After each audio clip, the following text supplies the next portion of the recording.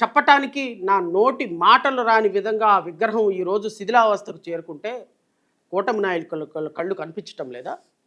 చంద్రబాబు నాయుడు నీ కళ్ళు కనిపించటం లేదా? ఏమయ్యా నారా లోకేష్ నీ కళ్ళు కనిపించటం లేదా?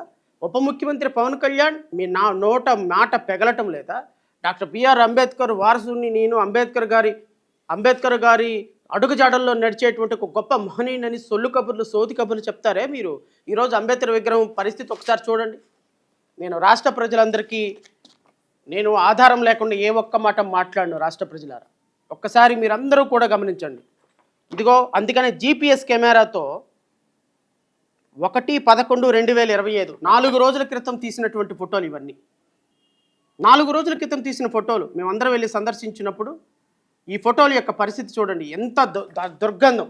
ఇదంతా ఫౌంటైన్లో మొత్తం పాచి పేరుకుపోయింది.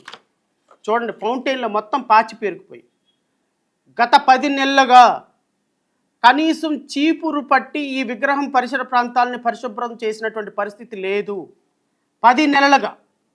నేను అందుకని శాటిలైట్ ఫోటోలతోనే మాట్లాడుతున్నా. నేనేమి మ్యానిపులేటెడ్ ఫోటోలు కాదు, ఇవన్నీ శాటిలైట్ నుంచి తీసినటువంటి ఫొటోస్. శాటిలైట్ ఫోటోలతో మాట్లాడుతున్నా. గత 10 నెలల నుంచి ఈ ప్రదేశం ఈ విధంగా అబాండ్ చేయబడి డాక్టర్ బిఆర్ అంబేద్కర్ విగ్రహం పక్కనే ఉన్నటువంటి ప్రదేశం ఇది.